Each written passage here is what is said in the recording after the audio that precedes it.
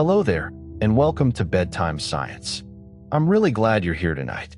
Maybe your day was long and your mind is still running through the details of it. Or maybe you just need somewhere quiet to rest your thoughts for a while. Either way, you've come to exactly the right place. Tonight, we're going somewhere very far away. Not in a rush, not with urgency, but slowly and softly, the way light travels. We're going to drift through the universe itself. The whole of it. The vast, ancient, incomprehensibly beautiful universe that holds everything that has ever existed, everything anyone has ever known, and stretches on for so much further than the imagination can comfortably follow. There's something about the scale of the universe that loosens the grip of ordinary worries. When you understand that the nearest star to our sun is so far away that light, traveling at 300,000 kilometers per second, takes more than 4 years to cross that distance, the things that felt urgent today begin to soften at the edges. Not because they don't matter, but because the universe offers a different kind of perspective, one that is very large and very old and very patient. So find a comfortable position wherever you are. Let your body settle. Let your breathing slow to its natural rhythm. You don't need to remember any of this. You don't need to concentrate.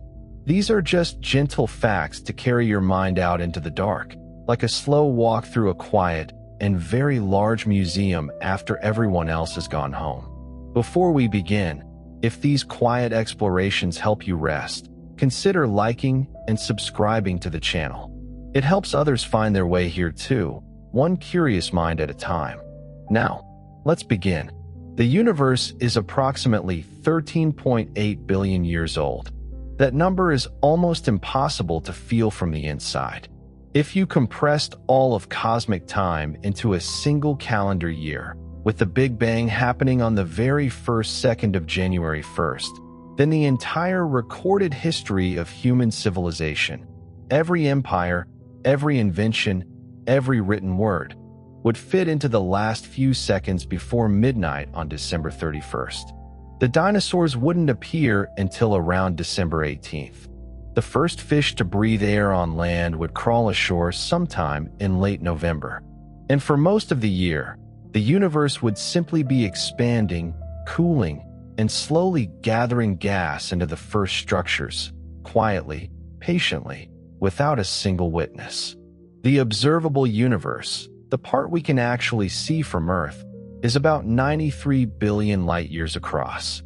This surprises many people because the universe is only 13.8 billion years old, and light can only travel so far in that time. But here is the key. Space itself has been expanding the entire time. The distant galaxies that sent their light toward us billions of years ago have since been carried much further away by the stretching of space itself. Not galaxies flying through space, but space itself growing, like dots on the surface of a balloon being slowly inflated. The result is a universe far wider than a simple calculation from its age would suggest. Beyond that observable horizon, more universe almost certainly continues. What we call the observable universe is only the region from which light has had time to reach us. There is almost certainly more beyond it. Regions of space we can never see, whose light will never reach us no matter how many billions of years pass. Some cosmologists believe the full universe could be incomprehensibly larger than the part we observe, perhaps infinite. We live inside a small bubble of visibility, floating in something far greater than we will ever be able to measure. Before there were stars or galaxies, or anything at all, the universe began from something unimaginably small. In the very first moments, the first fractions of the first second, the observable universe was in an unimaginably hot and dense early state, a condition so extreme that our familiar laws of physics no longer describe it in any complete way. Then space itself began to expand, not like an explosion outward into existing space, because there was no existing space yet. Space itself came into being and began to stretch. In that first tiny fraction of a second, The universe grew from something smaller than a proton to something larger than a galaxy, inflating at a rate that makes the word fast feel comically inadequate. From that single point came everything.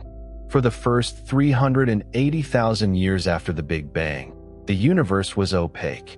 It was so hot and so dense that light could not travel freely. Photons, particles of light, were constantly scattered by the charged particles that filled everything, the way light scatters inside a thick fog with no visible end. And then, gradually, the universe cooled enough for electrons to combine with protons and form the first neutral hydrogen atoms. The fog cleared. Light could travel freely for the first time. The universe became transparent, and the first flood of radiation poured outward across the expanding cosmos. That ancient light still exists today. We call it the cosmic microwave background, and it fills the entire sky in every direction. A faint, cool glow stretched and cooled by billions of years of expansion into the microwave range of the electromagnetic spectrum. Its temperature is almost perfectly uniform, about 2.7 degrees above absolute zero, but not quite perfectly. There are tiny variations across the sky, fractions of a degree, ripples in the early universe that grew slowly over billions of years under the force of gravity into the large-scale structure we see today. The galaxies, the galaxy clusters, the filaments of the cosmic web. All of it, ultimately, grew from those ancient temperature variations in the first light. There are more stars in the observable universe than grains of sand on every beach on Earth. Astronomers estimate somewhere between 1 and 2 sextillion stars, a 1 followed by 21 zeros. Earth's beaches contain roughly 7.5 quintillion grains of sand, a number 18 zeros long. The stars outnumber them by a factor of 1,000 or more. Each one of those stars is a sun. Many are orbited by planets. Some of those planets likely sit at the right distance from their star for liquid water to exist on their surfaces. When you look up on a clear night and count a few thousand points of light with your naked eye, you are seeing the merest beginning of what is actually out there. Most of the universe is made of things we cannot see. The ordinary matter that makes up everything we can touch, measure, or detect. Every planet, every star, every galaxy, every atom in your body accounts for only about 5% of the total content of the universe.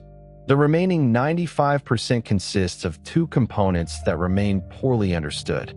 About 27% is dark matter, which has mass and interacts gravitationally, but emits no light, reflects no light, and absorbs no light.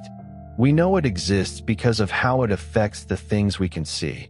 And about 68% is dark energy, a force that fills all of space and is driving the universe to expand at an accelerating rate, whose fundamental nature is one of the deepest unsolved problems in all of physics. Galaxies are the basic structural units of the large-scale universe. They are gatherings of stars, gas, dust, and dark matter bound together by gravity, ranging in size from dwarf galaxies with a few 100 million stars to massive giants with several trillion. Our own galaxy, the Milky Way, is a barred spiral, a flattened disk of stars with a dense central bar and long arms spiraling outward. It contains somewhere between 100 and 400 billion stars. Our solar system sits roughly 26,000 light-years from the galactic center in a quieter region between spiral arms, orbiting the core once every 225 million years. In all of recorded human history, the Earth has moved only a fraction of a degree along that path. The nearest star to our Sun is Proxima Centauri, a small red dwarf about 4.2 light-years away. That means the light reaching us from Proxima Centauri tonight left it more than 4 years ago. If you could drive there at highway speed, the journey would take roughly 50 million years. The fastest spacecraft humans have ever launched would take about 75,000 years to arrive. The distances between stars are not merely large. They represent a different category of scale entirely. Most of the universe, even within a galaxy full of hundreds of billions of stars, is simply empty space. When you feel sunlight on your skin, those photons left the surface of the sun about 8 minutes and 20 seconds ago. The sun sits roughly 150 million kilometers away, and light covers that distance in just over 8 minutes. But those photons have a much older story. Produced by nuclear reactions deep in the solar core, they take anywhere from 10,000 to 100,000 years to work their way through the dense solar interior, bouncing and scattering constantly. Once they finally escape into space, they cover the remaining 150 million kilometers in minutes. The warmth you feel is ancient, born in a nuclear furnace long before any human civilization, finally arriving here after a journey of extraordinary patience. Stars are born in clouds of gas and dust called nebulae. These vast clouds drift through the spaces between stars, sometimes spanning hundreds of light years. When a region within one of these clouds becomes dense enough, gravity pulls it inward. As it contracts, it heats. Pressure builds. If enough mass accumulates, the core temperature climbs high enough to ignite nuclear fusion, hydrogen nuclei fusing into helium, releasing energy outward. A star ignites. It will burn steadily for millions or billions of years, slowly converting its fuel before the story takes a new turn. The color of a star tells you its surface temperature. The hottest stars burn blue-white at tens of thousands of degrees. Stars like our Sun, with surface temperatures around 5,500 degrees Celsius, glow yellow-white. Cooler stars burn orange and red. Their surface is thousands of degrees lower. Our Sun is a medium-temperature, middle-aged, unremarkable star by cosmic standards. That quiet ordinariness matters. The Sun has been stable and consistent across geological time, providing the steady warmth that allowed life to develop here over billions of years. Large stars live fast and die young. Massive stars burn with such intensity that they exhaust their hydrogen fuel in only a few million years. Our Sun, at medium mass, will last about 10 billion years total and is roughly halfway through that span. The smallest stars, the red dwarfs, burn so slowly that they may shine for trillions of years, far longer than the current age of the universe. No red dwarf has ever died of old age. The universe simply isn't old enough yet for that to have happened. Some red dwarfs burning tonight have barely begun their lives and will still be shining long after our Sun has gone cold. When stars die, they enrich the universe with the elements they built during their lives. Through nuclear fusion, stars convert hydrogen into helium, helium into carbon, carbon into oxygen, working up through the periodic table until reaching iron. When a massive star exhausts its fuel and collapses, the resulting supernova explosion forges elements heavier than iron and scatters them across space. The carbon in every cell of your body, the calcium in your bones, the iron in your blood, all of it was made inside stars that lived and died long before the Sun was born. You are, in the most literal and chemical sense, made of stardust. In about 5 billion years, the Sun will swell into a red giant. As the hydrogen in its core runs low, the outer layers will expand dramatically, possibly reaching as far as Earth's current orbit. Eventually, the Sun will shed those outer layers into a slowly expanding cloud of glowing gas called a planetary nebula. The dense core left behind will be a white dwarf, an object roughly the size of Earth, but containing most of the Sun's original mass, slowly cooling over billions of years. All white dwarfs ever formed are still cooling today. The universe is not yet old enough for any of them to have gone completely cold. When stars much more massive than the Sun collapse at the end of their lives, the result is a black hole. a region of space where gravity is so intense that nothing, not even light, can escape. The boundary of a black hole, the point of no return, is called the event horizon. It is not a physical surface, but a threshold. From outside, a black hole is invisible by definition. We detect them indirectly, through their effects on nearby matter and light, and through the behavior of stars orbiting something we cannot see.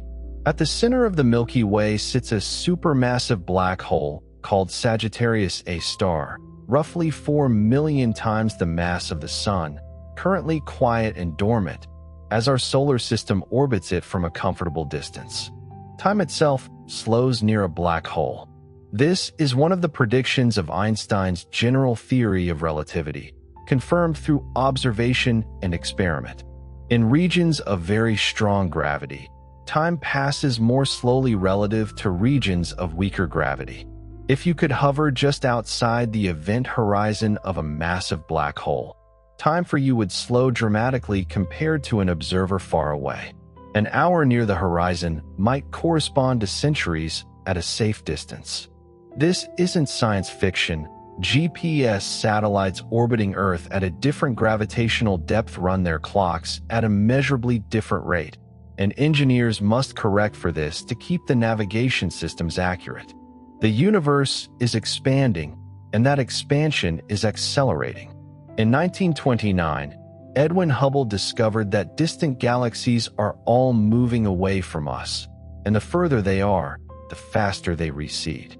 This was evidence of an expanding universe, not galaxies flying through existing space, but space itself stretching, carrying everything within it further apart.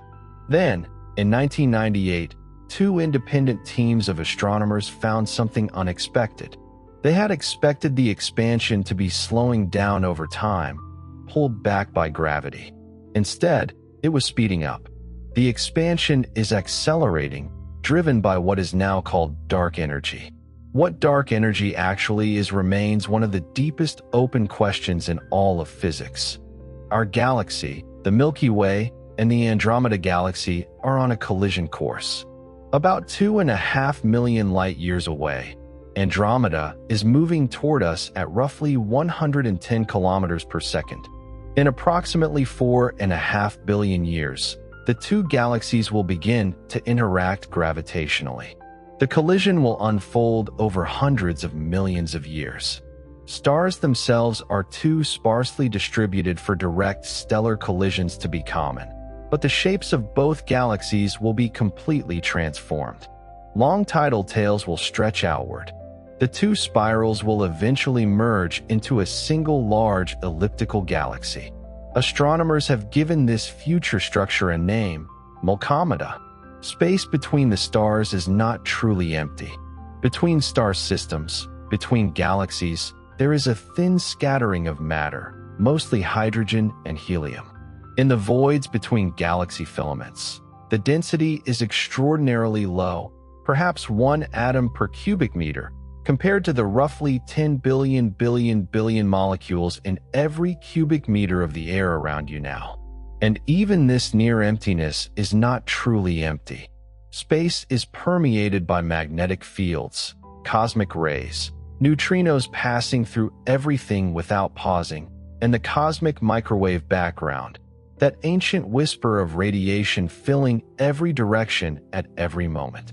Light travels at about 299,792 kilometers per second, fast enough to circle the Earth more than 7 times in a single second. Nothing with mass can reach this speed. Nothing at all can exceed it. This is not a technical limitation that future engineering might overcome. It is a fundamental feature of reality, woven into the structure of space-time itself. As any massive object accelerates toward the speed of light, the energy required increases without limit. To actually reach light speed would require infinite energy. The speed of light is also the speed of causality, the speed at which information can propagate through the universe. When you look at a star, you are seeing light that left it years, decades, centuries, or billions of years ago, depending on its distance. The nearest stars show us light from a few years back. The most distant objects visible to powerful telescopes are seen as they existed when the universe was less than 1 billion years old, forming their first stars billions of years before Earth existed.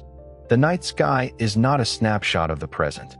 It is a layered archive, closer objects showing us more recent moments, more distant objects showing us older ones. Every telescope is a time machine, and the deeper it looks into space, the further back into time it sees. Neutron stars are among the densest objects in existence. When a massive star collapses but is not quite massive enough to form a black hole, the result is a neutron star, typically about 20 kilometers in diameter but containing more mass than the Sun. A single teaspoon of neutron star material would weigh roughly 1 billion tons. At such densities, electrons and protons are crushed together to form neutrons. Many neutron stars rotate rapidly and emit tight beams of radiation from their magnetic poles. As the star spins, those beams sweep around like a lighthouse, and when the beam crosses Earth, we detect regular pulses of radio waves. We call these objects pulsars. Some pulsars spin hundreds of times per second with a precision that rivals atomic clocks.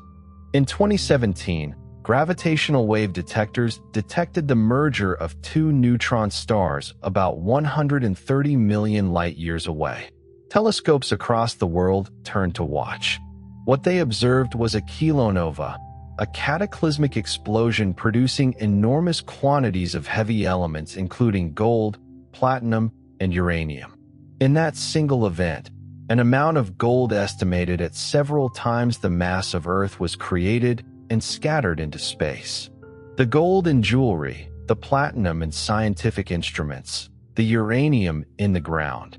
These elements were forged in the collision of dead stars, dispersed across space, and eventually gathered into the cloud that became our solar system.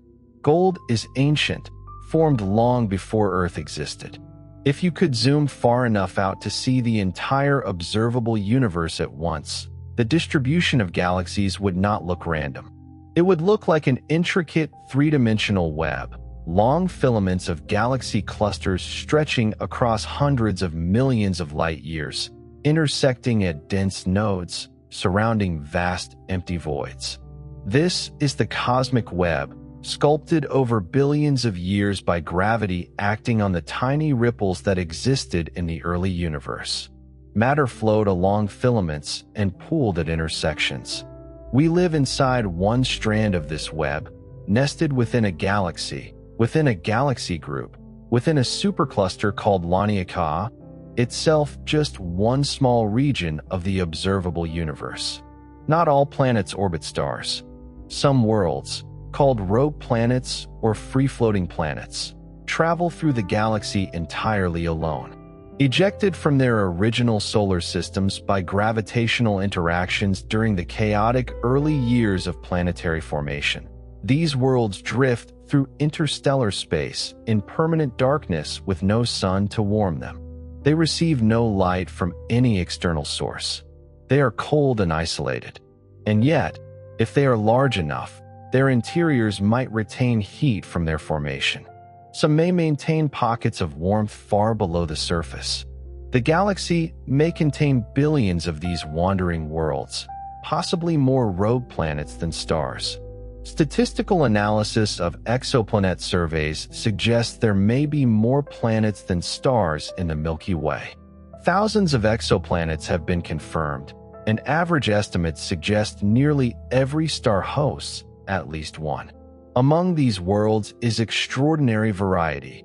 Gas giants orbiting so close to their stars that their years last only days, icy super-Earths on vast cold orbits, rocky worlds in the habitable zones of small dim stars. Some planets orbit two suns simultaneously. Some almost certainly have atmospheres. The question of whether any harbor life is the most important open question in all of science, one that has not yet been answered, that may be answered within our lifetimes. In September 2015, the LIGO detectors in the United States detected something that had never been detected in the entire history of science. A gravitational wave, a ripple in space-time itself, caused by two black holes merging over 1 billion light-years away, passed through the Earth, stretching and squeezing the planet by an amount smaller than 1/10,000th the diameter of a proton. The signal confirmed one of Einstein's longest-standing predictions and opened an entirely new way of observing the universe. We had always seen the cosmos.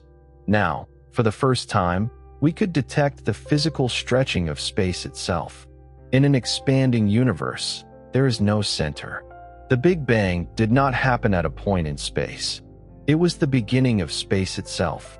In a universe where space expands, every point sees every other point moving away from it. From any galaxy, all other galaxies appear to recede.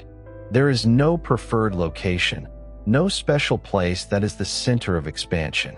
We are not at the edge of the universe, nor at its center. We are at exactly the same kind of location as every observer in every other galaxy in every other direction. The James Webb Space Telescope, launched in December 2021, has revealed galaxies that existed less than 400 million years after the Big Bang, the earliest structures ever observed. Its infrared detectors can see through dust and detect the stretched light of the earliest galaxies. Images returned by JWST have revealed early galaxies that appear surprisingly mature, suggesting that galaxy formation in the young universe may have proceeded faster or in more complex ways than simple models expected.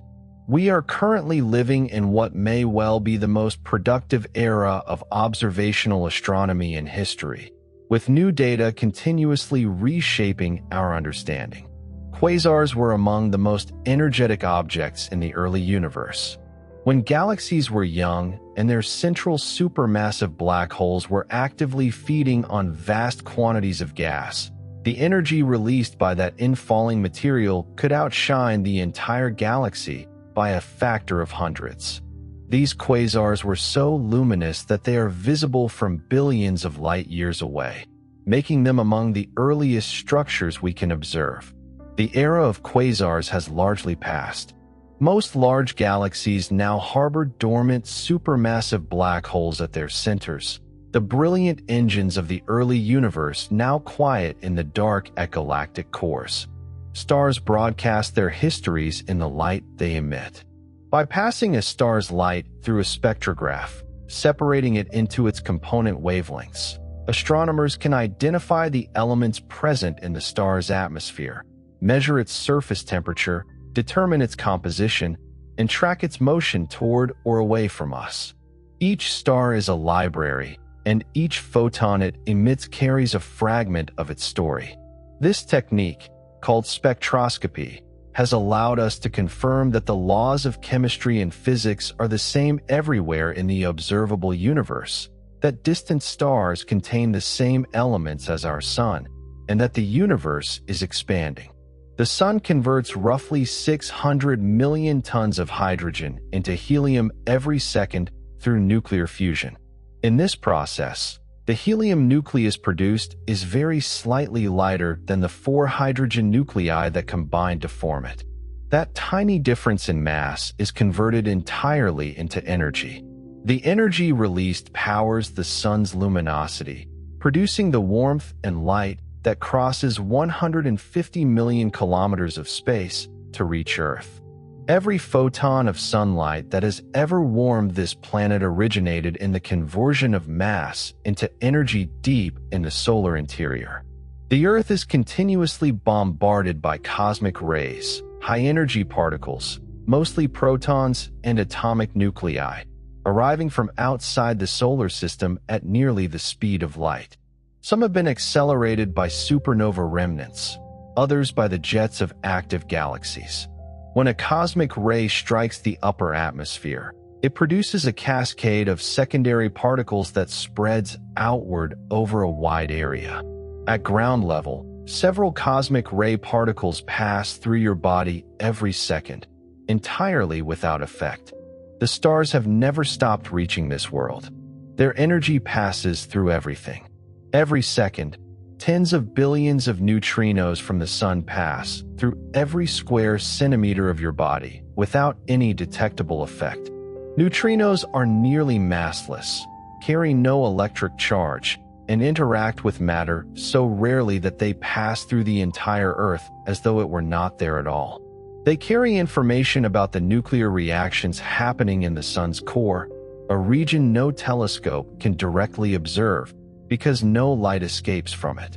But neutrinos do escape instantly, and some of them arrive here, passing through your body in vast uncountable numbers, silent and completely unfelt. Einstein's special theory of relativity established that space and time are not separate things, but a unified fabric, space-time. Different observers experiencing different velocities or different strengths of gravity measure time at different rates. This is not a perceptual illusion. It is a real feature of the universe. GPS satellites orbiting Earth at a different gravitational depth and at a higher velocity run their clocks at a measurably different rate than clocks on the surface. Without corrections to account for this, GPS systems would accumulate errors of several kilometers per day. The relativity of time is not abstract theory. It is engineered into the infrastructure of modern navigation. The Voyager spacecraft, launched in 1977, are now in interstellar space, the first human-made objects to travel beyond the boundary where the solar wind gives way to the interstellar medium. Voyager 1 crossed that boundary in 2012.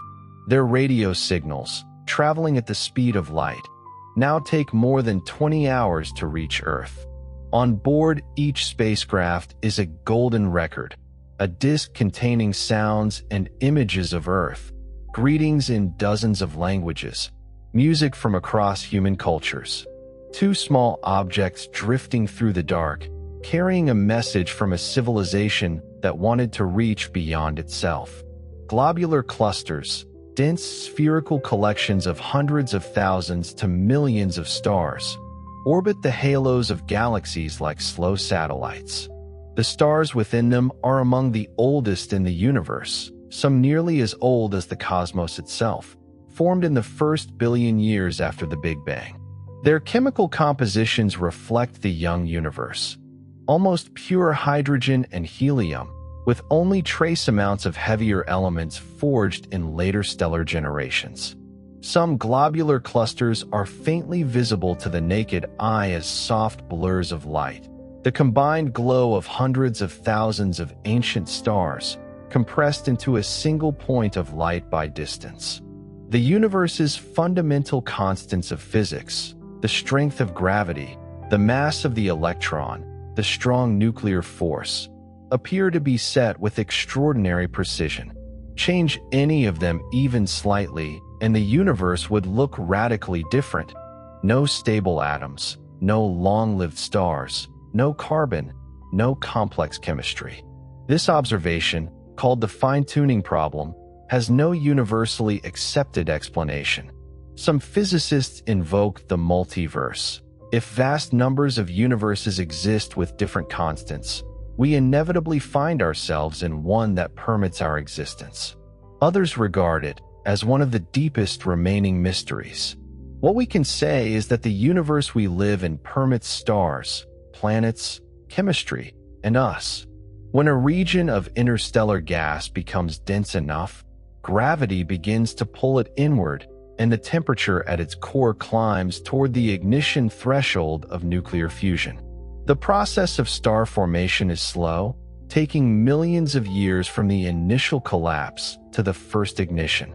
During that time, excess angular momentum forms a disk of material around the protostar, a protoplanetary disk from which planets eventually emerge. Dust grains collide and stick, growing from millimeter-sized particles to centimeter-sized pebbles, then meter-sized rocks, then kilometer-sized planetesimals, and eventually, over millions of years, full planets. Our solar system formed this way about 4.6 billion years ago. Every element heavier than iron was made in extreme cosmic events. The periodic table tells the story of cosmic synthesis. The lightest elements were produced in the Big Bang. Elements from carbon up to iron were forged in stellar cores. But iron is a dead end for stellar fusion. Fusing iron requires energy rather than releasing it. The elements beyond iron, gold, platinum, lead, uranium, require environments of extreme neutron flux. Neutron star mergers are now known to be major sources of these heavy elements. Each element in the universe has a specific set of cosmic environments in which it was forged. The gold in a ring, the iodine in a cell. Each carries the signature of an ancient and violent event. The universe had a period of peak star formation. About 10 billion years ago, galaxies were forming new stars at far higher rates than they do today. The universe reached its peak stellar activity in a period cosmologists sometimes call cosmic noon, the great era of galaxy building, when gas-rich young galaxies were converting their raw material into stars at prodigious rates. Since then, the rate of star formation has been gradually declining. As galaxies consume their reserves of cold gas and the cosmic web expands, fewer new stars form. We live in a universe past its peak of stellar activity, still surrounded by hundreds of billions of stars in our galaxy alone, but in a cosmos that is forming new ones more slowly than it once did. Certain types of variable stars pulsate with extraordinary regularity, expanding and contracting over precise intervals that correlate directly with their true luminosity. By measuring how long a star takes to complete one pulsation cycle and comparing its apparent brightness with its calculated true brightness, astronomers can determine its distance with high precision. These variable stars serve as cosmic distance markers, allowing astronomers to map distances across the Milky Way and into neighboring galaxies. Without them, the scale of the universe would have remained unknown far longer than it did. The universe appears to have no center and no edge. The Big Bang was not an explosion at a location within pre-existing space. It was the expansion of space itself. There is no point in the observable universe toward which all other points are moving. There is no boundary you could reach by traveling far enough in one direction. In an expanding universe that began everywhere at once, the concepts of center and edge do not apply in any usual sense. Every location in the universe sees itself as surrounded by a sphere of visibility, the observable universe, and every one of those spheres is roughly the same size, centered on wherever you happen to be standing. Some galaxies stopped forming stars long ago. Large elliptical galaxies, in particular, often appear red and featureless, populated mostly by old, cool, reddish stars, with little or no active star formation. Their raw material has been depleted, consumed by earlier generations of star formation, heated by supernova feedback, or expelled by the energy of a once active central black hole. These quenched galaxies grow no new stars. They coast on their existing population, slowly aging. Our Milky Way is still forming stars, though at a lower rate than in its youth. A middle-aged galaxy still producing new stellar generations, not yet quenched. In the 1970s, astronomer Vera Rubin made measurements of how fast stars orbit within spiral galaxies. Simple gravitational theory predicted that stars farther from the galactic center should orbit more slowly, just as the outer planets of the solar system orbit the sun more slowly than the inner ones. Rubin found the opposite. Stars at the outer edges of galaxies orbit almost as fast as those near the center. The only consistent explanation was that there was far more mass present than the visible stars and gas could account for. Something invisible and massive distributed in extended halos around galaxies. This was compelling evidence for dark matter, and it fundamentally changed our understanding of what galaxies are made of. The Sun orbits the center of the Milky Way at about 220 kilometers per second. Even at that extraordinary speed, one complete galactic orbit takes roughly 225 million years. The last time the solar system was at its current position in the galaxy, the first dinosaurs were just beginning to appear on Earth. The stars visible from Earth tonight were not all in their current relative positions then, and they will not be in these positions again in the same configuration. The constellations we have named are temporary arrangements, slowly shifting over millions of years as each star follows its own path through the galaxy. The very oldest stars in the universe, those formed in the first few hundred million years, contain almost none of the heavy elements that later stellar generations produced. They were born from near-primordial gas, almost pure hydrogen and helium. By studying the chemical compositions of these ancient, element-poor stars, astronomers can infer the conditions that prevailed in the universe's first billion years. These stars are, in a sense, the universe's memory, still burning, carrying in their spectra a record of conditions that no telescope can directly observe. The universe will eventually end, though that end is incomprehensibly far in the future. If dark energy remains constant and the expansion continues to accelerate, the distant future holds what cosmologists call the heat death. All stars will burn out. All black holes will slowly evaporate through Hawking radiation, and the universe will settle into a state of maximum entropy, cold, dark, structureless, and still. This fate, if it occurs, is so far in the future, on timescales measured in numbers with more zeros than there are atoms in the observable universe, that it bears no relation to anything observable today. The universe is currently in what cosmologists call the stelliferous era, the age of stars. It has barely begun. The observable universe contains roughly 2 trillion galaxies, based on estimates derived from deep field images taken by the Hubble Space Telescope and subsequently revised upward by analysis accounting for galaxies too faint to be directly observed. 2 trillion galaxies, each containing on average hundreds of billions of stars. The sheer quantity of stellar systems, and therefore of planetary systems, in the observable universe makes the question of whether life exists elsewhere not a question of probability, but of evidence. The evidence does not yet exist, but the scale of the universe makes the absence of life elsewhere feel increasingly implausible to many astronomers. Interstellar space is not simply a void of hydrogen and helium. It also contains more than 200 distinct molecular species detected by radio astronomy, including water, formaldehyde, amino acid precursors, and simple sugars.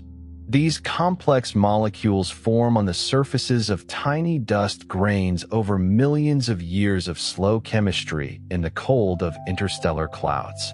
When a solar system forms from such a cloud, it inherits this molecular legacy. The early Earth was not simply seeded with raw elements. It received a rich pre-existing chemical inventory that may have contributed to the origin of life. The building blocks of biochemistry are distributed throughout the galaxy by the ordinary processes of star formation. The concept of a light year rewards slow consideration. It is not a unit of time, but of distance. The distance light travels in 1 year.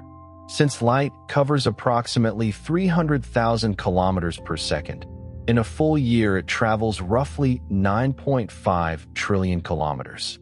Our nearest stellar neighbor is 4 light years away, about 40 trillion kilometers.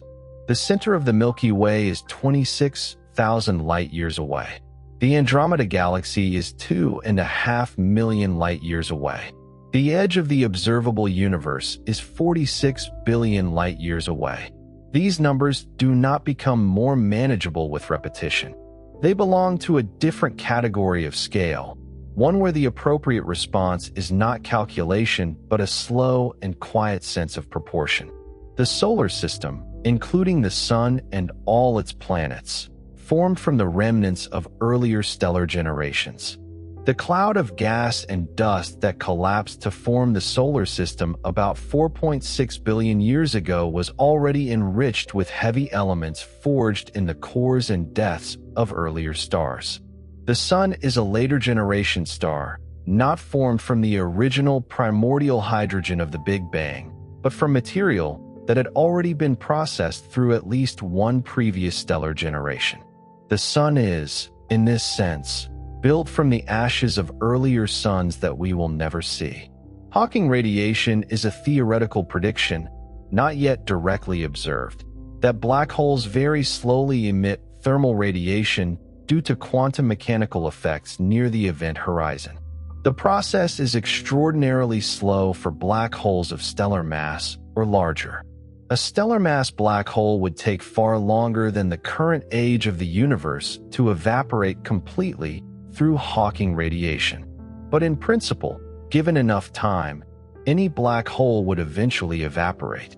What happens to the information about everything that fell into the black hole when it finally evaporates remains one of the deepest unresolved problems in theoretical physics, sitting at the intersection of quantum mechanics and general relativity.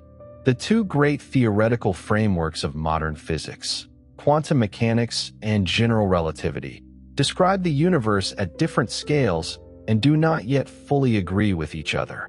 Quantum mechanics governs the behavior of subatomic particles with extraordinary precision, but is incompatible with general relativity's description of gravity in its current form.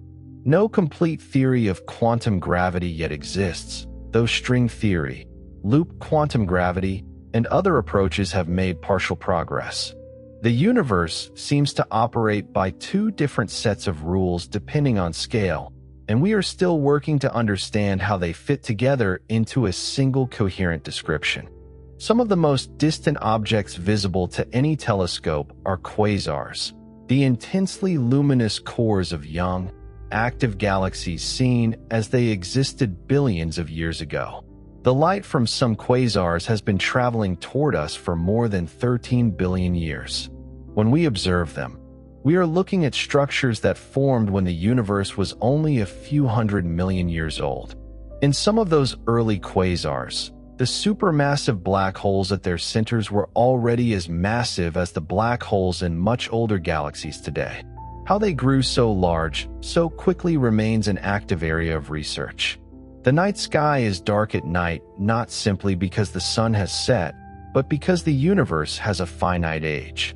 In an infinite, eternal, unchanging universe filled with stars, every line of sight would eventually intersect the surface of a star, and the night sky would be as bright as the surface of the sun. The sky is dark because the universe is not infinitely old. Light from stars beyond a certain distance has not had enough time to reach us. Additionally, the expansion of the universe stretches and dims that light. The darkness between the stars is direct evidence that the universe had a beginning. The sun is not stationary in the Milky Way, but moves through the galaxy at about 220 kilometers per second in its orbit around the galactic center. The solar system is also drifting slightly toward the constellation Hercules relative to the nearby stars, a motion called the solar apex. The nearby stars are themselves all moving in different directions at different speeds. The apparent stillness of the night sky is a product of distance. On timescales of millions of years, the positions of the stars change significantly, constellations drift apart and reform, and no arrangement of the stars persists indefinitely. The universe is mostly composed of hydrogen, the simplest element, with about 24% helium and all other elements combined making up roughly 2% by mass. This distribution reflects the composition of the early universe after Big Bang nucleosynthesis. Over cosmic time, stellar processes have been converting hydrogen and helium into heavier elements and dispersing them through the interstellar medium, gradually enriching the galaxy's chemical composition with each stellar generation. But even now, After nearly 14 billion years of stellar activity, hydrogen remains by far the most abundant element in the universe. Some stars exist in systems of 3 or more stars, orbiting each other in complex gravitational arrangements. Alpha Centauri, the nearest star system to the Sun, is a triple system, 2 Sun-like stars in a close binary orbit, with a third star, Proxima Centauri, the nearest star to us, in a much wider orbit around the pair. In multi-star systems, planetary orbits can be extraordinarily complex, and stable planet-forming regions may be limited or unusual. Yet planets have been found even in binary systems, and the diversity of stellar configurations in the galaxy means that planetary formation occurs in a remarkable variety of gravitational environments. Every atom in your body was forged in the interior of a star or scattered in a supernova or produced in the collision of dead stars, then eventually gathered into the cloud from which our solar system condensed 4.5 billion years ago.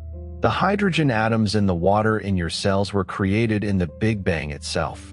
The carbon, oxygen, and nitrogen are products of stellar nuclear fusion. The iron in your blood was forged in stellar cores.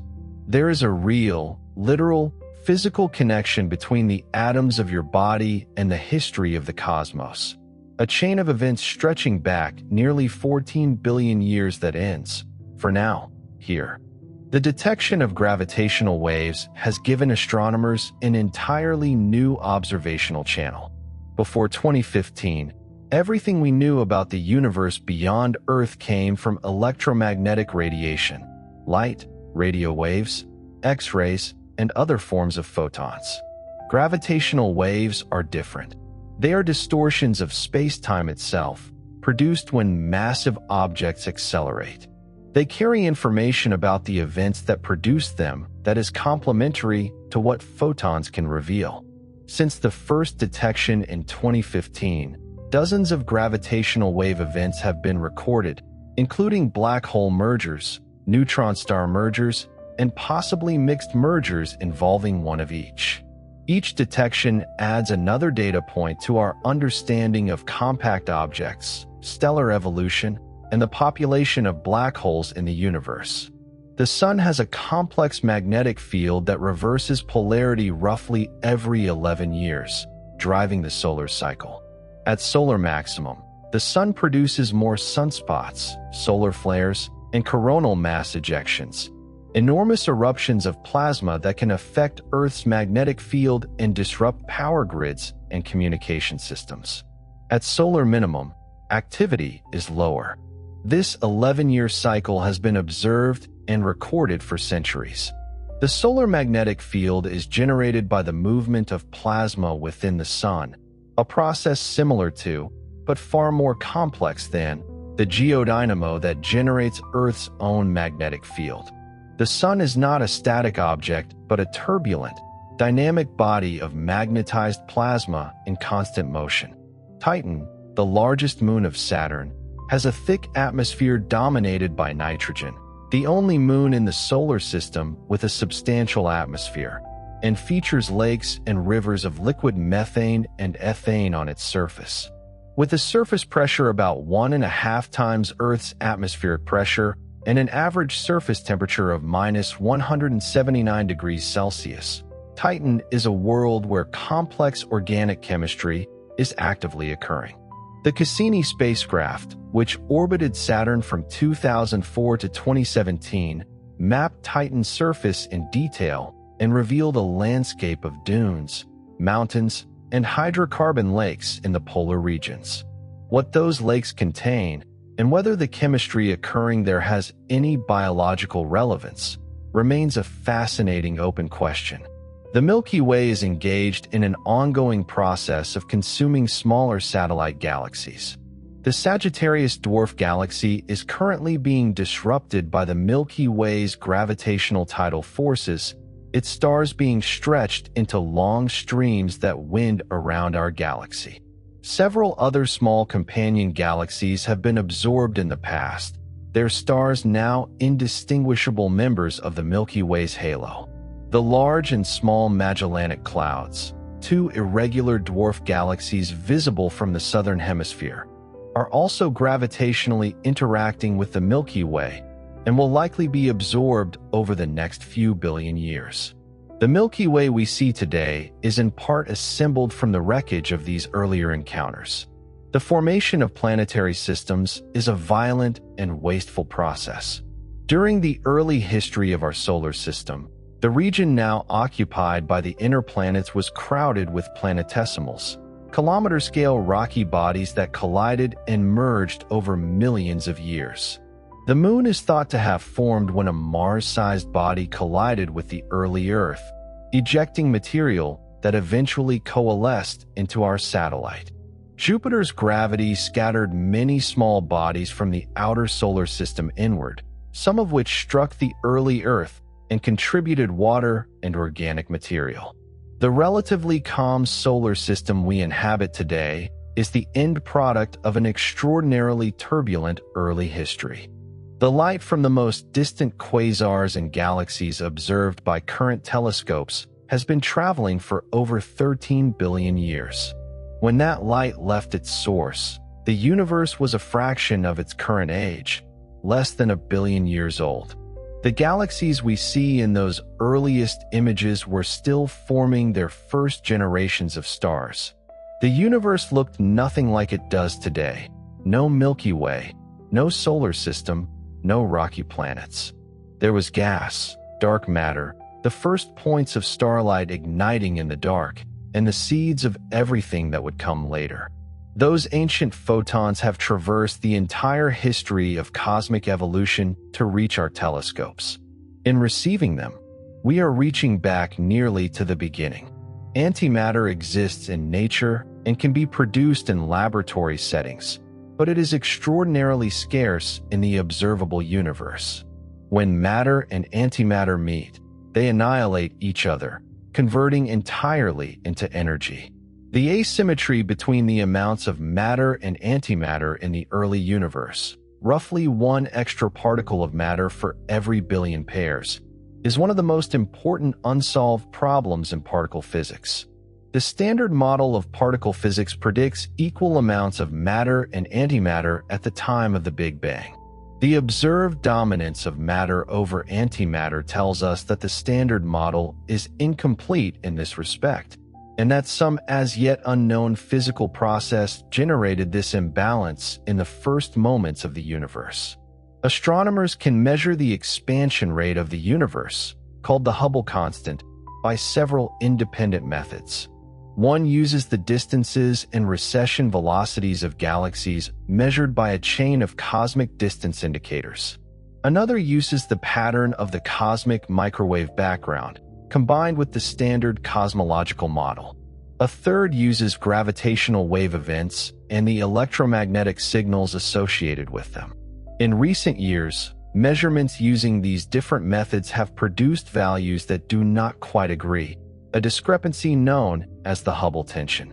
Whether this is due to systematic errors in the measurements or points to genuinely new physics beyond the standard cosmological model is one of the most actively discussed questions in cosmology today. Europa, a moon of Jupiter, is covered in a thick shell of water ice. Beneath that ice, evidence from magnetic field measurements and surface geology strongly suggests the existence of a global liquid water ocean in contact with a rocky seafloor. The ocean may be over 100 kilometers deep in places. Tidal heating from Jupiter's gravity continuously flexes Europa's interior, providing a potential energy source. Hydrothermal vents on the seafloor, analogous to those found on Earth's deep ocean floor, could in principle provide the chemical gradients needed to support life. The Hubble Space Telescope has detected possible water vapor plumes erupting from Europa's surface, and upcoming missions plan to investigate them directly. Europa is considered one of the most promising places in the solar system to search for extraterrestrial life. The farthest edge of our solar system is defined by the Oort cloud, a vast, spherical shell of icy bodies that extends from roughly 2,000 to perhaps 100,000 astronomical units from the Sun. This diffuse population of cometary nuclei represents the outermost reservoir of solar system material, remnants of the original protoplanetary disks scattered by the gravitational influence of the outer planets in the early solar system. Occasionally, gravitational perturbations from passing stars or the galactic tide nudge an Oort cloud object onto a trajectory that brings it into the inner solar system as a long-period comet. These visitors from the outermost solar system carry chemical signatures of the early solar system, preserved in cold storage for billions of years. The Sun is currently in the middle of the main sequence, the stable phase of hydrogen burning that occupies most of a star's life. Over its remaining lifetime, it will gradually brighten. In about 1 to 2 billion years, increased solar luminosity may warm Earth's surface enough to cause the oceans to evaporate, making it uninhabitable for complex life as we know it. The full 5 billion year timeline before the Sun becomes a red giant is therefore not the relevant deadline for life on Earth.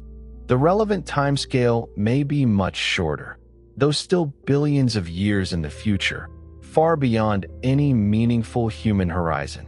The concept of cosmic inflation, the extraordinarily rapid expansion of the universe in the first tiny fraction of a second, was proposed in the early 1980s to solve several puzzling features of the observed universe.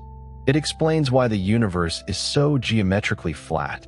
It explains why the cosmic microwave background is so uniform across the entire sky, even between regions that could never have been in causal contact without inflation. And it explains the origin of the density fluctuations that seeded all subsequent structure. Inflation implies that the universe we can see is only an infinitesimal fraction of the full universe, stretched far beyond the observable horizon. The inflationary model has been enormously successful, but the specific mechanism of inflation, what field drove it, how it started, how it ended, remains unknown. The first generation of stars is sometimes called population 3 stars. They have never been directly observed. They are all long dead, having lived only a few million years before exhausting their fuel in supernovae. But their effects are preserved. Population 3 supernovae scattered the first heavy elements into the intergalactic medium, seeding subsequent generations of stars and eventually enabling the formation of rocky planets. The chemical abundances found in the oldest living stars, population 2 stars, carry traces of what those first supernovae produced. Future space telescopes may detect light from galaxies at redshifts high enough to reveal the era when population 3 stars dominated, giving us the first observational window into the universe's first stars. The universe contains regions where 2 or more galaxies are currently colliding or merging. These merger events are not rare in cosmic history. They are a normal part of galactic evolution. During a merger, gas is compressed and heated, triggering bursts of star formation. The central black holes of both galaxies may spiral toward each other over millions of years, eventually merging and producing a gravitational wave signal detectable across billions of light years. The antennae galaxies, about 60 million light years from Earth, are a pair of spiral galaxies currently in the process of merging, their shapes distorted into long tidal tails, their centers ablaze with newly formed stars. We see our own galaxy's future written in collisions happening elsewhere today. The hydrogen atom is the simplest atom, one proton orbited by one electron. It is also the most abundant atom in the universe. The specific wavelengths of light that hydrogen absorbs and emits have been detected in galaxies, nebulae, and stars across the observable universe, always matching precisely the wavelengths measured in laboratories on Earth. This consistency confirms that the laws of atomic physics are the same everywhere and at all times we can observe. It also provides the primary spectroscopic tool for measuring the recession velocities of distant galaxies and confirming the expansion of the universe. The hydrogen atom, in its simplicity, is one of the universe's most powerful diagnostic instruments. Light from distant galaxies is not only stretched in wavelength by the expansion of the universe, it is also affected by the matter it passes through on its journey. Galaxy clusters and other concentrations of mass act as gravitational lenses, bending the paths of photons and distorting the images of objects behind them. This effect, called gravitational lensing, produces arcs, rings, and multiple images of background sources, and is one of the most visually dramatic predictions of general relativity confirmed by observation. Strong gravitational lensing around clusters produces spectacular Einstein rings when the alignment is nearly perfect. Weak lensing, a subtle statistical distortion of background galaxy shapes, is used to map the distribution of dark matter across cosmic scales. The universe is not only ancient and vast, it is also, by the standards of what it will eventually become, very young and very bright. The era of stars has barely begun on the cosmic timeline. The last red dwarf stars will burn for trillions of years beyond the lifetime of the Sun. After they finally exhaust their fuel, the universe will enter a long, degenerate era of cooling white dwarfs and neutron stars, followed eventually by the slow evaporation of black holes, followed by the even slower approach of a cold, structureless equilibrium. On any cosmological scale that takes seriously the full future of the universe, we exist in the first minutes of a very long story. The stars burning tonight are early universe phenomena. Almost everything that will ever happen has not yet happened. The universe's matter was not always distributed the way it is today. In the first few 100 million years after the Big Bang, the distribution was almost, but not quite, uniform. The slight density variations present at that time were the seeds of all subsequent structure. Where the density was slightly above average, gravity caused matter to fall inward, compressing further, attracting more matter, growing denser still. Where density was slightly below average, matter drained away, leaving expanding voids. This process of gravitational instability, playing out over hundreds of millions to billions of years, amplified those tiny original fluctuations into the full richness of the cosmic web. The universe's current structure is the long-term outcome of very small initial differences, magnified by time. Not all supernovae are the same. Type II supernovae result from the core collapse of massive stars and release an enormous burst of neutrinos as the iron core implodes into a neutron star. Type Ia supernovae result from a white dwarf in a binary system accreting enough mass from its companion to exceed the Chandrasekhar limit, the maximum mass a white dwarf can support, and exploding completely, leaving no stellar remnant. Type Ia supernovae are remarkably consistent in their peak brightness, which makes them useful as standard candles for measuring cosmic distances. It was observations of Type Ia supernovae in distant galaxies that led to the discovery of the accelerating expansion of the universe in 1998. Pulsars provide some of the most precise tests of general relativity. In binary pulsar systems, where a pulsar orbits another neutron star or white dwarf, the orbital dynamics can be measured with extraordinary precision using the timing of the pulsar's radio pulses. The pulsar PS are 1913 plus 16, discovered in 1974 by Russell Hulse and Joseph Taylor, provided the first indirect evidence for gravitational wave emission. The orbital period of the binary was decreasing at exactly the rate predicted by general relativity for a system losing energy to gravitational radiation. This discovery earned Hulse and Taylor the 1993 Nobel Prize in Physics. Pulsar timing arrays, networks of pulsars across the galaxy monitored for years, are now being used as a detector for very low-frequency gravitational waves produced by supermassive black hole binaries in the early universe. The scale of the solar system is itself difficult to appreciate on human terms. The distance from the Sun to Neptune, the outermost planet, is about 30 astronomical units. 30 times the distance from the Earth to the sunlight takes roughly 4 hours to cross this distance. The heliopause, where the solar wind gives way to the interstellar medium, lies at roughly 120 astronomical units. The Oort cloud extends to perhaps 100,000 astronomical units. The nearest star, Proxima Centauri, is at 268,000 astronomical units. Stepping from the solar system to interstellar space is stepping from a well-mapped, well-lit neighborhood into a vast, uncharted dark.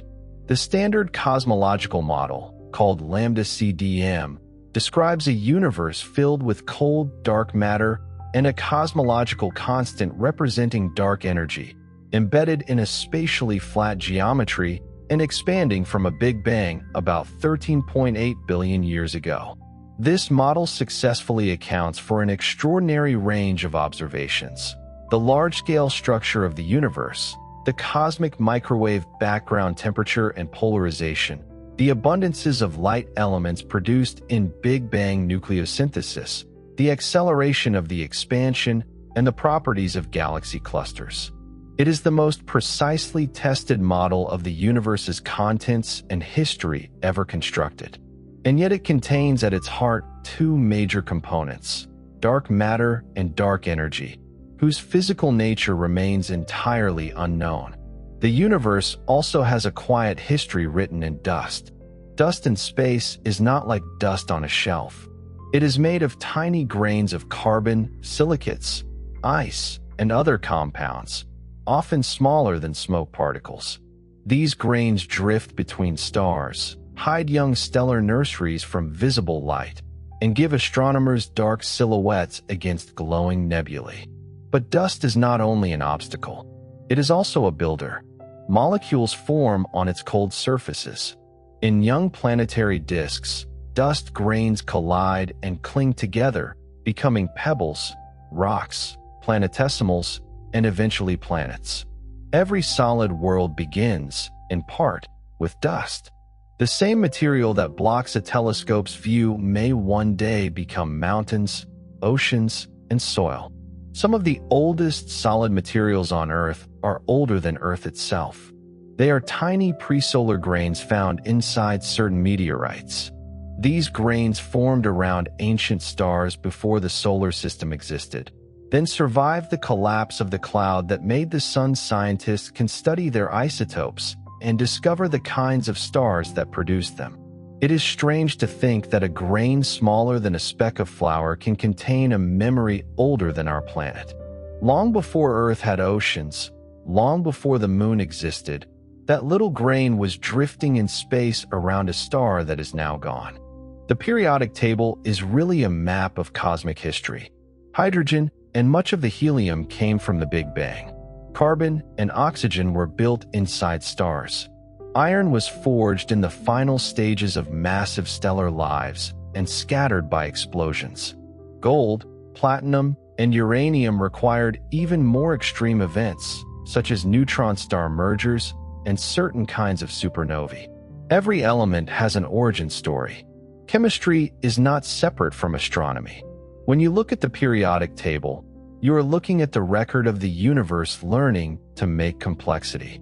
The human body is full of atoms with different cosmic ages. The hydrogen in water was formed in the first minutes after the Big Bang. The carbon in cells came from stars. The oxygen in every breath came through stellar fusion and later through Earth's living systems. The iron in blood is connected to the deaths of massive stars. Your body is not made from one moment in cosmic history, but from many. It is a collection of ancient materials briefly organized into warmth, breath, memory, and thought. The Sun is sometimes called an ordinary star, but ordinary does not mean unimportant. Its steadiness is one of the great gifts of Earth's history. A much more massive star would have burned too quickly. A much more active star might have stripped atmospheres from nearby worlds. A dimmer star would require planets to orbit closer, changing tides, rotation, and radiation conditions. The sun's quiet middle ground gave Earth billions of years. Life did not need a dramatic star. It needed a reliable one. Sunlight is old before it becomes sunlight. The energy begins in the sun's core, where nuclear fusion turns hydrogen into helium. But a photon created deep inside the sun does not simply fly straight out. It scatters again and again through dense plasma, taking a long and wandering path toward the surface. The journey may last thousands of years. Then, once the photon finally escapes, it crosses the distance to Earth in just over 8 minutes. The warmth on your skin is both immediate and ancient, arriving quickly after a very long beginning. The sun's surface is not solid. It is a glowing layer of plasma called the photosphere, where energy finally escapes into space as visible light. Beneath it, huge currents of hot gas rise and fall. Magnetic fields twist, break, and reconnect. Sunspots appear darker because they are cooler regions shaped by intense magnetism. Solar flares release sudden bursts of energy. The sun looks smooth from Earth because it is far away. Up close, it is a restless ocean of light. The sun has a heartbeat of sorts, an activity cycle that rises and falls over about 11 years. During solar maximum, sunspots become more common and solar storms more frequent. During solar minimum, the star becomes quieter. These cycles are driven by the sun's magnetic field, which becomes tangled by the movement of plasma and then reorganizes. Even our familiar star changes its mood. It is steady enough for life, but never truly still. Earth is protected from much of the sun's harshness by its magnetic field. The solar wind, a stream of charged particles flowing outward from the sun, would interact more directly with the atmosphere without this shield. Earth's magnetosphere deflects much of it, while some particles are guided toward the poles. There they collide with gases in the upper atmosphere and create auroras. The northern and southern lights are not only beautiful, they are the visible edge of a protective planetary system. Auroras are sunlight in another form. The particles that create them came from the sun, carried outward through space, shaped by Earth's magnetic field, and finally turned into glowing curtains of color in the atmosphere. Green light often comes from oxygen. Red and purple tones can come from oxygen and nitrogen at different altitudes and energies. An aurora is a conversation between a star and a planet. It is space weather made gentle enough for human eyes. Earth's atmosphere is thin compared with the size of the planet. From space, it appears as a delicate blue line. Yet that thin layer makes the surface livable. It traps warmth, carries water vapor, blocks harmful radiation, and gives weather its stage. It is easy to think of the atmosphere as vast because clouds tower overhead and storms can cross continents. But compared with Earth itself, it is fragile. A small planet wrapped in a narrow skin of air became a home for life. The moon helps make Earth more stable.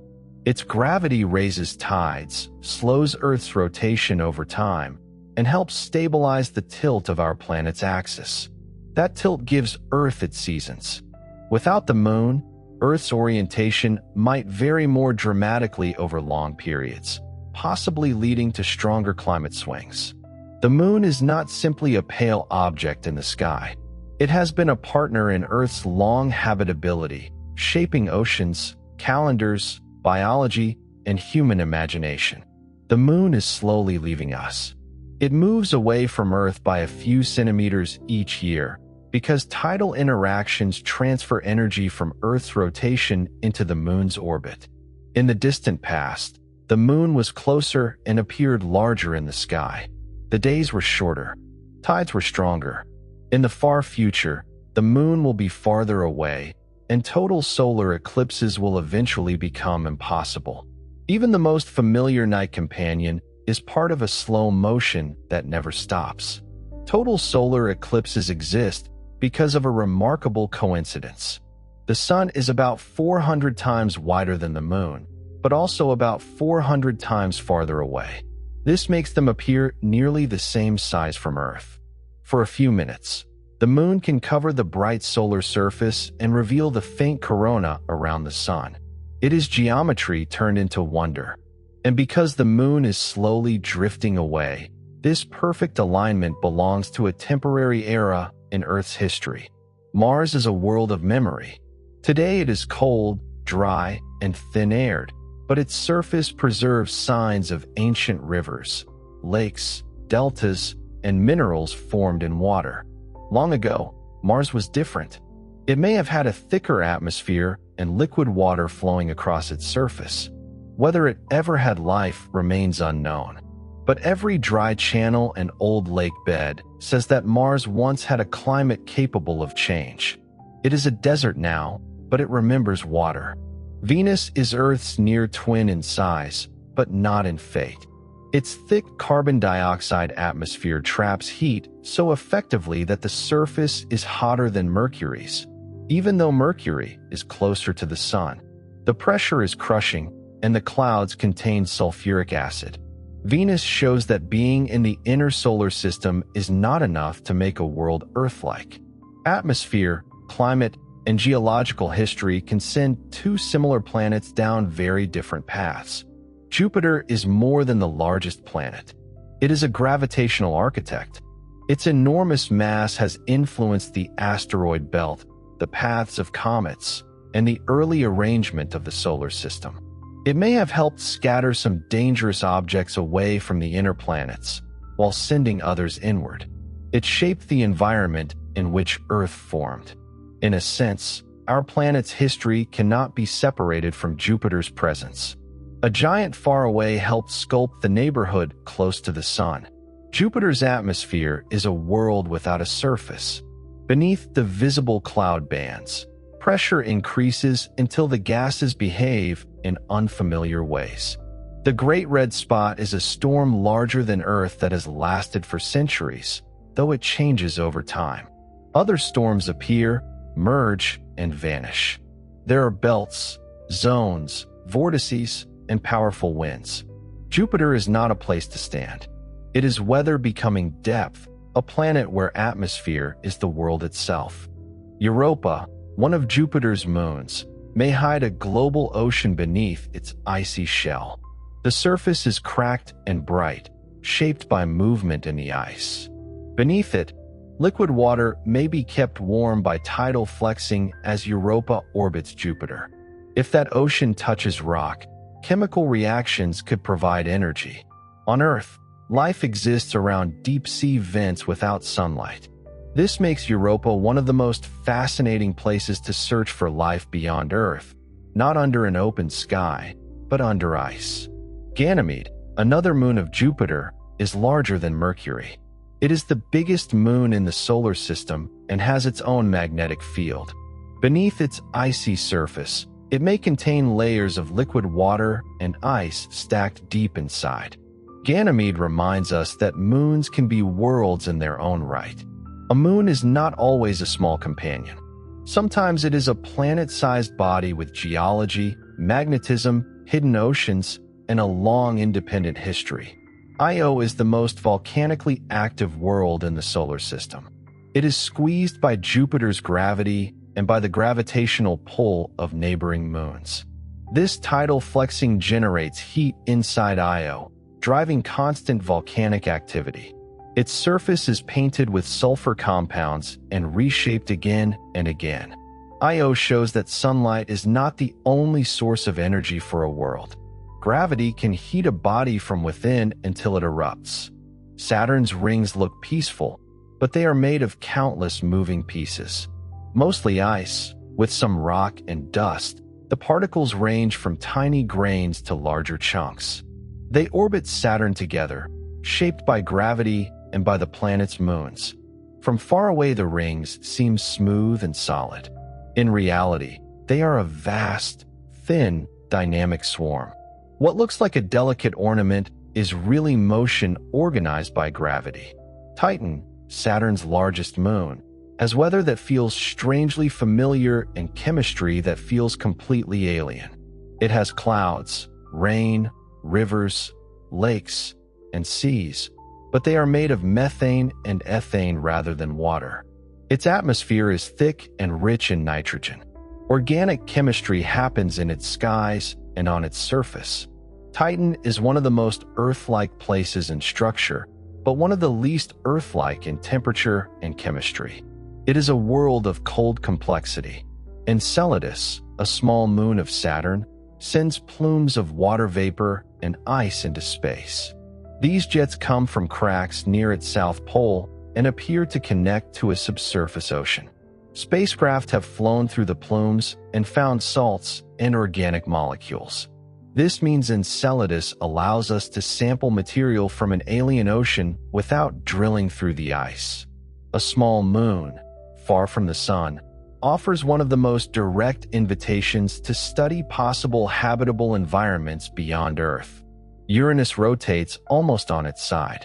Its extreme tilt means that for part of its long orbit, one pole faces the sun while the other remains in darkness. Seasons their last decades. Scientists think a giant impact may have knocked Uranus into this unusual orientation, though the details are still uncertain. The planet carries that ancient event in the way it turns. Its calm blue-green appearance hides a strange history written in rotation. Neptune has winds faster than sound. Even though it receives very little energy from the distant sun, its atmosphere is active and powerful. Dark storms appear and disappear. Methane helps give the planet its deep blue color. Neptune teaches us that distance does not always mean stillness. In the cold outer solar system, where sunlight is weak, a planet can still have violent weather and hidden internal energy. Pluto is small, icy, and far away, but it is not simple. When New Horizons flew past it, Pluto revealed mountains made of water ice, plains of nitrogen ice, a thin atmosphere, and signs of geological activity. It was far more varied than many expected. The debate over whether Pluto is a planet did not make it less interesting. Classification is a human tool.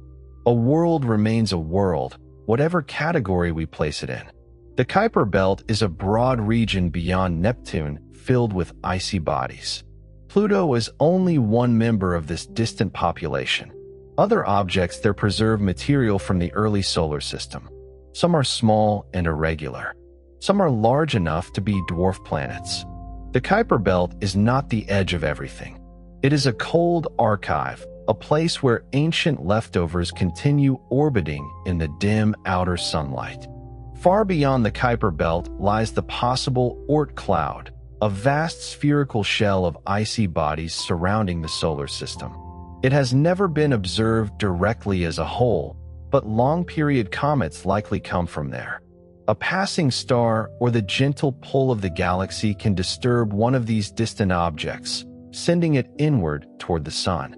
A comet that appears in our sky may have spent billions of years in deep cold, far beyond the planets. Comets are not dirty snowballs in a simple way.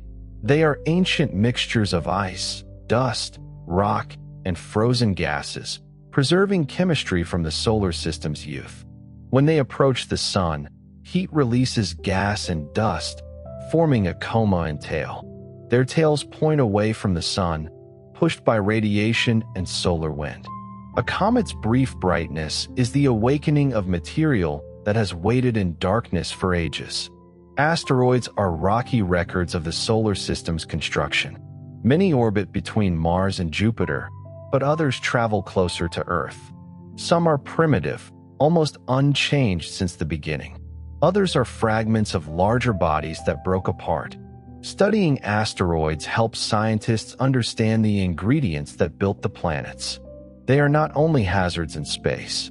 They are old pages from the solar system's first chapter. Meteorites are pieces of space that reach the ground. Some come from asteroids. A few come from Mars or the Moon, blasted into space by impacts and later captured by Earth's gravity. Some meteorites contain organic molecules. Some contain presolar grains older than the Sun. Holding a meteorite is a very direct kind of astronomy. It is not looking through a telescope. It is touching a fragment of cosmic history. The first confirmed planets beyond our solar system were found around a pulsar. This was surprising because pulsars are dead neutron stars with intense radiation environments. The discovery showed that planets could exist in places scientists had not expected. Later, planets were found around Sun-like stars, red dwarfs, binary stars, and many other systems. The search for exoplanets began with a reminder that the universe does not always introduce itself in the most familiar way. Hot Jupiters changed planetary science. These are giant planets orbiting extremely close to their stars, sometimes completing a year in only a few days. Our solar system has gas giants far from the Sun, so hot Jupiters were unexpected. Their existence showed that planets can migrate after forming. A planet may be born in one region and move to another. Planetary systems are not fixed arrangements from the beginning. They have histories, movements, and sometimes upheavals. Super-Earths are among the most common types of exoplanets discovered, yet we have none in our own solar system. The name means they are more massive than Earth, but smaller than planets like Neptune. It does not mean they are better versions of Earth or necessarily habitable. Some may be rocky. Some may have thick atmospheres. Some may be ocean worlds. Their abundance tells us that our solar system is not a complete sample of what nature builds. Some planets are tidally locked to their stars. One side always faces the star, while the other remains in darkness. Around red dwarfs, this may be common for planets in the habitable zone. Such a planet could have a permanent day side, a permanent night side, and a twilight region between them. If it had an atmosphere or ocean, winds and currents might move heat around. Life there, if it existed, might know a sky without sunrise. Rogue planets drift without stars. They may have been ejected from young planetary systems through gravitational interactions. Without a sun, their surfaces would be dark and cold. Yet some might keep heat deep inside, especially if they are large, radioactive, or wrapped in thick atmospheres. A rogue planet is a world moving through interstellar darkness, not orbiting any star, carrying its own hidden history across the galaxy. Some planets may have oceans beneath ice even far from their stars. Internal heat from radioactive decay or tidal forces can keep water liquid under a frozen shell.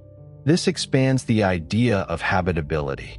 A world does not always need warm sunlight on its surface to have an interesting environment. It may have a dark ocean sealed under ice, warmed from within. The universe may hide its most stable waters below frozen crusts. The habitable zone is useful, but it is not a guarantee. It simply describes the region around a star where a planet with the right atmosphere could have liquid water on its surface. But atmosphere, geology, magnetic field, stellar activity, rotation, and history all matter. Venus lies near the Sun's habitable zone, but is too hot. Mars lies near its outer region, but lost much of its atmosphere. Habitability is a story, not just an address. Life on Earth was microbial for most of the planet's history. Complex animals appeared relatively late. This matters when thinking about life elsewhere. A planet could be alive and still show no forests, no animals, no cities, and no signals. It might have oceans full of microbes for billions of years. If life exists elsewhere, it may often be small, quiet, and invisible from a distance. The search for extraterrestrial intelligence is different from the search for life. Microbes might be common, while civilizations are rare. Civilizations might be common, but short-lived. They might communicate in ways we do not recognize. They might be too far away, too quiet, or separated from us by time. The silence of the sky is not a simple answer. It is a question with many possible explanations. The Fermi paradox asks why. If the universe is so large and old, we have not found clear evidence of other civilizations. There are many possible answers. Perhaps life is rare. Perhaps intelligence is rare. Perhaps technological civilizations do not last long. Perhaps they choose not to broadcast. Perhaps we have barely begun to listen. The paradox is powerful because it combines enormous scale with deep uncertainty. It is not proof that we are alone. It is proof that we do not yet understand the full story. The Drake equation organizes the question of communicating civilizations. It includes the rate of star formation, the fraction of stars with planets, the number of habitable worlds, the chance of life, the chance of intelligence, the chance of technology, and the lifetime of civilizations. Many of these numbers are unknown. The equation is not a final answer. It is a map of ignorance, showing which questions matter most. Atmospheres of exoplanets can be studied through starlight. When a planet passes in front of its star, a small amount of light filters through the planet's atmosphere. Molecules absorb certain wavelengths, leaving faint signatures. From those signatures, scientists can sometimes infer the presence of water vapor, methane, carbon dioxide, sodium, or other gases. It is extraordinary that the air of a world light years away can leave a fingerprint in a tiny change of light. A biosignature is a possible sign of life, but biosignatures require caution. Oxygen, methane, or other gases in unusual combinations might suggest biology, but non-living processes can sometimes create confusing signals. A true discovery of life beyond Earth would need careful confirmation. Science must be slow here because the claim would be enormous. Hope is allowed, but proof must be stronger than hope. Radio astronomy opened an invisible sky. Radio waves reveal cold hydrogen, pulsars, molecular clouds, active galaxies, and the afterglow of cosmic events. The Milky Way structure is partly known because radio waves pass through dust that blocks visible light. Human eyes see only a narrow slice of reality. Radio telescopes showed that the universe is speaking in wavelengths we cannot naturally hear or see. Infrared astronomy lets us see through dust and into the early universe. Dust clouds that hide young stars in visible light glow in infrared. Distant galaxies whose light has been stretched by expansion also appear in infrared. This is why the James Webb Space Telescope is so powerful for studying the first galaxies and star-forming regions. Infrared light reveals what visible light cannot reach. Stars can vibrate. Waves move through their interiors, causing tiny changes in brightness. By studying those changes, astronomers can learn about a star's internal structure, much as geologists study Earth's interior through seismic waves. This field is called astroseismology. It is a way of listening to stars through light. They do not make sound in space for our ears, but they have rhythms that reveal what lies beneath their surfaces.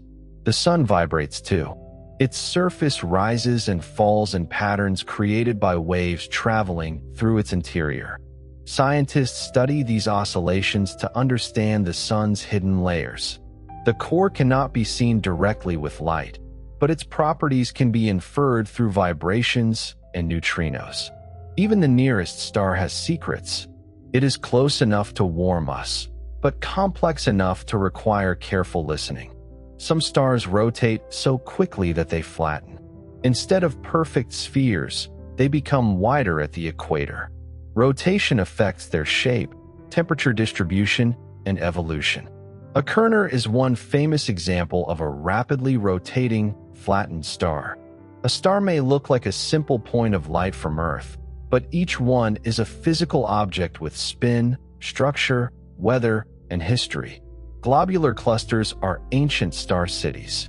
They contain hundreds of thousands or millions of stars packed into spherical swarms, often orbiting in the halos of galaxies. Many of their stars are nearly as old as the universe itself. Through a telescope, a globular cluster may look like a soft blur. In reality, it is a dense gathering of ancient suns held together by gravity for billions of years. Open clusters are younger and looser. They're stars formed from the same cloud and then slowly drift apart over time. The Pleiades is one of the most famous open clusters, visible as a small group of bright blue stars. Because the stars in a cluster share an age and origin, astronomers use them to study how stars evolve. A cluster is like a family portrait of stars born together. Magnetic fields thread through the cosmos. Planets, stars, galaxies, and galaxy clusters all can have magnetic fields. These fields guide charged particles, shape jets, influence star formation, and affect cosmic rays. They are invisible, but their effects appear in polarization, radiation, and plasma motion. Space is not a blank stage. It is filled with fields and forces, some vast and subtle, some intense and local. Black hole jets can stretch across enormous distances. When matter falls toward a spinning supermassive black hole, magnetic fields can help launch narrow jets of particles moving near the speed of light. These jets can extend far beyond the galaxy's center and influence surrounding gas. A black hole may occupy a tiny region compared with its galaxy, but its effects can reach across hundreds of thousands of light years. Accretion disks are cosmic engines. Matter falling toward a black hole or neutron star often forms a spinning disk. Friction, turbulence, and magnetic fields heat the material until it glows intensely. Before matter crosses a black hole's event horizon, it can release enormous energy. This is why black holes can power bright objects even though the black hole itself emits no light from within. The brilliance comes from the last moments outside the darkness. The first image of a black hole shadow was made by the Event Horizon Telescope. It combined radio telescopes across Earth to create a planet-sized virtual instrument. The image of the black hole in galaxy M87 showed a bright ring around a dark center. Later, the black hole at the center of the Milky Way was imaged too. These images are not simple snapshots, but careful reconstructions from data. Still, they mark a historic achievement. We have seen the silhouette of an event horizon. Some black holes may be quiet and almost impossible to detect. If a black hole is not feeding on material and has no visible companion, it may drift unseen through space. It still has gravity, but gravity is hard to notice unless something nearby reveals it. There may be many more black holes in the Milky Way than the ones we know. Darkness can be common without being obvious. Black holes can merge and create larger black holes. When two orbit each other, they radiate energy as gravitational waves. Their orbit shrinks until they spiral together and become one. The final moments release a strong ripple through space-time. Detectors on Earth can measure the passing wave long after the event occurred far away. A collision of darkness becomes a signal in the geometry of space.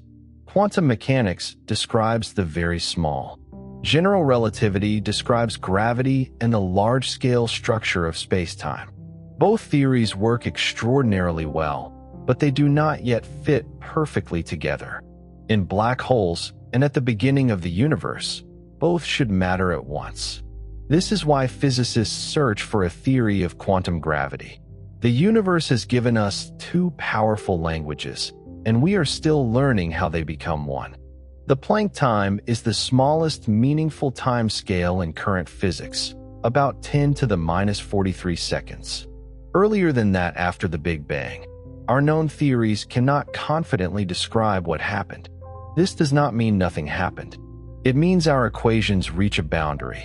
The beginning of the universe is not fully visible to our current understanding. At the edge of knowledge, science becomes careful. The vacuum of space is not simple nothing.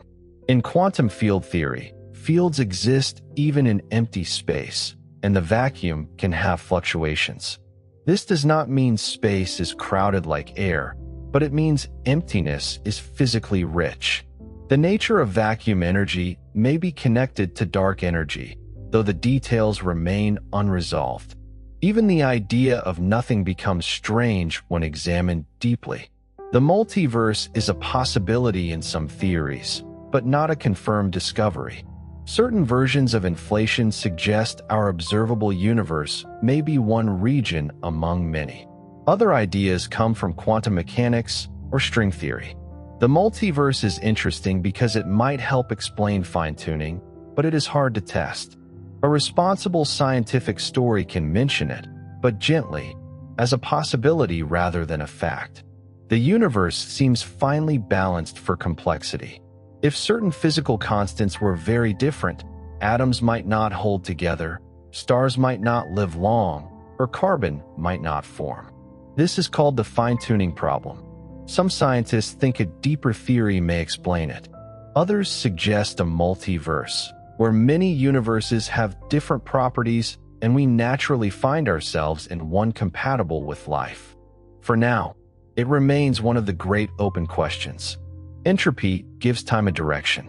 Heat flows from hot to cold. A broken glass does not reassemble itself. Stars burn fuel and radiate energy into space. The early universe began in a very special low-entropy state, and cosmic history has been unfolding toward higher entropy ever since. We experience this as the arrow of time. Why the universe began in such an ordered state remains a profound mystery. The far future may be quiet beyond imagination. Stars will eventually burn out. New star formation will slow as gas is used up. White dwarfs, neutron stars, and black holes will remain. If protons decay, matter itself may eventually break down, though proton decay has not been observed. If black holes evaporate through Hawking radiation, even they will fade over enormous timescales. The universe's future may be a long cooling into darkness. And yet the universe today is bright. Stars are still forming. Galaxies are still visible. Planets are still being born in dusty disks. Chemistry is still active. Life exists on at least one world. Minds can look up and ask what all of it means. On the full timeline of cosmic possibility, we live in a luminous era. The stars are not the final state of the universe. They are a beautiful, temporary chapter. There is something calming in knowing that the universe does not hurry. A galaxy can take hundreds of millions of years to rotate. A red dwarf can shine for trillions of years. A photon can travel across most of cosmic history before meeting a telescope mirror. Human concerns are real, but they are held inside a much larger rhythm. The universe offers perspective without judgment. It simply continues. Every person who has ever looked at the stars has looked into the past. Ancient travelers, farmers, sailors, poets, and children all received old light, whether they knew it or not. Modern science gives names and numbers to that experience. It tells us distances, ages, temperatures, and compositions. But the feeling is older than science. The sky has always been a place where human thought becomes larger. Science does not remove wonder. It deepens it. Knowing that stars are nuclear furnaces does not make them less beautiful. Knowing that the Milky Way is a galaxy does not make it less mysterious. Knowing that your atoms were forged in cosmic events does not make life less meaningful.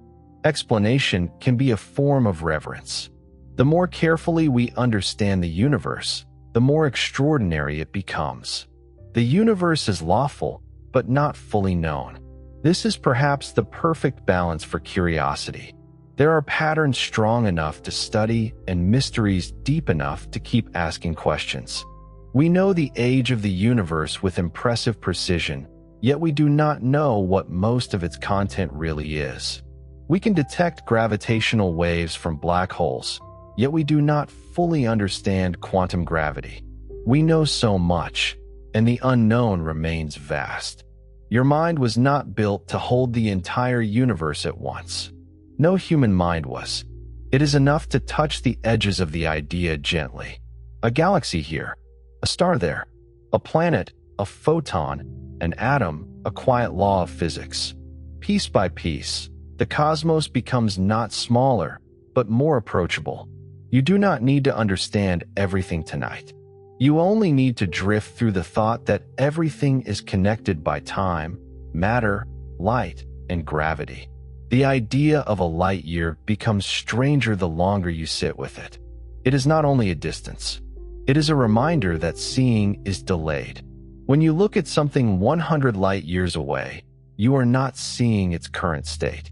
You are seeing light that began traveling before many people alive today were born.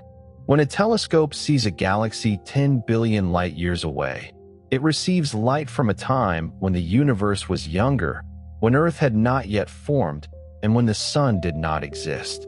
Vision itself becomes history. Neptune is not the end of the solar system. It is the last major planet, but beyond it lie the Kuiper Belt, scattered disk objects, dwarf planets, and perhaps the distant Oort cloud. The sun's gravity reaches far beyond the familiar planets. A comet in the outer Oort cloud may be so far away that sunlight is barely more than a bright star, yet it still belongs to the sun's gravitational domain. The solar system is much larger than the planetary diagrams suggest. The light from a star is made of photons, packets of electromagnetic energy. A photon has no rest mass and travels at light speed in vacuum. It can cross space for billions of years without aging in its own frame of reference. To us, its journey can span most of cosmic history. To the photon, the idea of time is not the same. Relativity makes even a single particle of light a doorway into strange thinking. Photons carry information. Their wavelengths reveal temperature. Their absorption lines reveal composition. Their polarization can reveal magnetic fields and scattering. Their redshift reveals cosmic expansion. A photon arriving from a distant galaxy may be extremely faint, but it is not empty. It carries a small, precise record of the environment where it began and the space it crossed. Astronomy is, in many ways, the art of reading photons. The Magellanic Clouds are interacting with the Milky Way. The large and small Magellanic Clouds are irregular dwarf galaxies, and their gas is being stretched into streams by gravity. Over time, they may merge with the Milky Way. This is part of the ongoing growth of our galaxy. The Milky Way is not isolated and complete. It is still surrounded by companions, streams, and future mergers. Dust lanes in the Milky Way are not empty cracks. They are clouds of material blocking background starlight. Inside them, molecules may form, and in some regions, new stars may eventually be born. Darkness in the sky can be active. A black patch against the Milky Way may not mean absence. It may mean there is enough material there to hide what lies behind it, and perhaps enough material to build something new. The Orion Nebula is one of the nearest major star-forming regions to Earth. It can be seen with the naked eye as a faint glow in Orion's sword. Through telescopes, it becomes a luminous cloud where young stars are forming. Some of those stars are surrounded by protoplanetary disks, places where planets may be assembling. In a winter constellation familiar to many people, the universe is actively making new solar systems. Plate tectonics may be one reason Earth has remained habitable for so long. Moving plates help regulate carbon dioxide through the carbon cycle. Volcanoes release gases, weathering removes carbon from the atmosphere, and subduction recycles material into the mantle. This long-term thermostat helps stabilize climate over geological time. A planet's surface motion can affect its atmosphere, oceans, and life. Habitability reaches deep underground. The universe's chemistry becomes most intimate in water.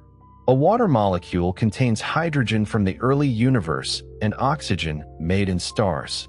Every drop is a meeting of the Big Bang and stellar evolution.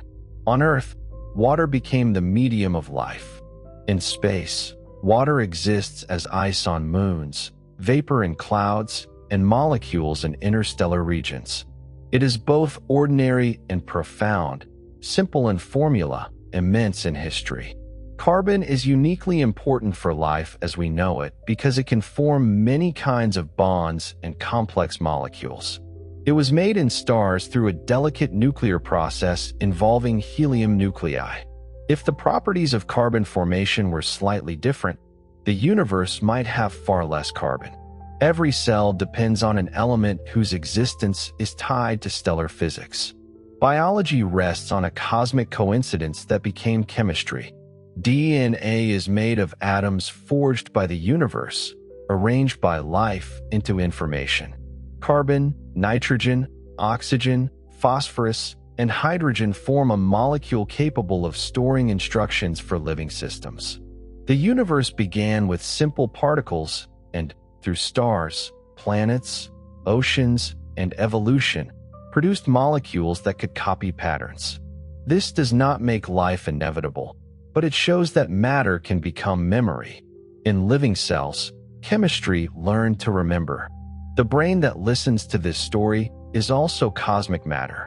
Its neurons use electrical signals, chemical gradients, and molecular machinery built from ancient atoms. Those atoms were once gas and dust. Some were in stars. Some were in rocks, oceans, plants, or other living things. Consciousness is deeply personal, but its material is universal. The universe is not only outside you. It is temporarily arranged as you. Human beings are young in cosmic terms. Our species has existed for only a tiny fraction of Earth's history, and Earth itself is young compared with the full future of many stars. Yet in that brief time, humans have learned to measure the age of the universe, detect planets around other stars, and record gravitational waves. A short-lived species can still ask very old questions. Duration is not the only measure of significance.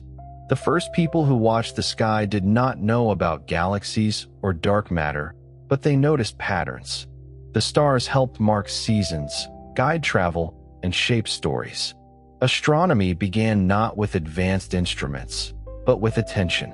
The sky was the first calendar, the first map, and one of the first sources of wonder. Modern cosmology is built on mathematics and telescopes, but also on the ancient habit of looking up. The universe rewards patience. A telescope may stare at a dark patch of sky for days to collect enough light from faint galaxies. A spacecraft may travel for years before reaching a destination. A scientific question may take generations to answer.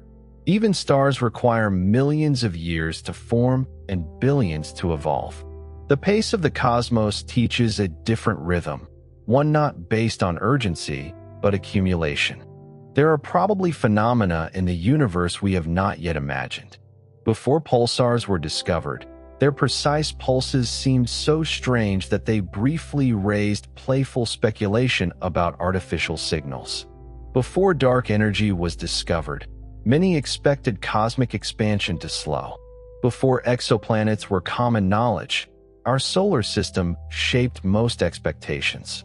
Again and again, the universe has been wider than our assumptions. This is why humility is part of good science. Cosmic silence can feel peaceful when we remember that silence does not mean emptiness. The spaces between stars are thin, but not meaningless. The dark gaps between galaxies are part of the structure. The unknown is not a void of failure. It is room for discovery. In the night sky, darkness and light define each other. Without darkness, the stars would not appear. The universe is not designed for human comfort, yet humans can find comfort in understanding it.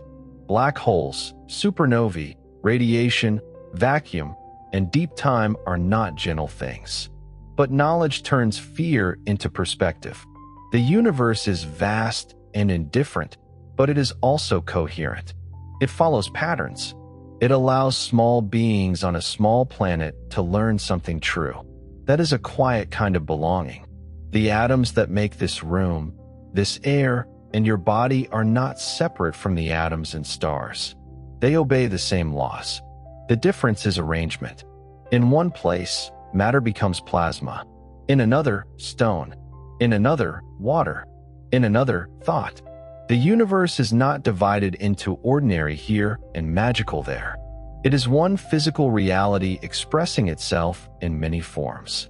And perhaps that is the most restful thought of all. You do not have to be outside the universe trying to understand it from a distance. You are inside it. You are made of it.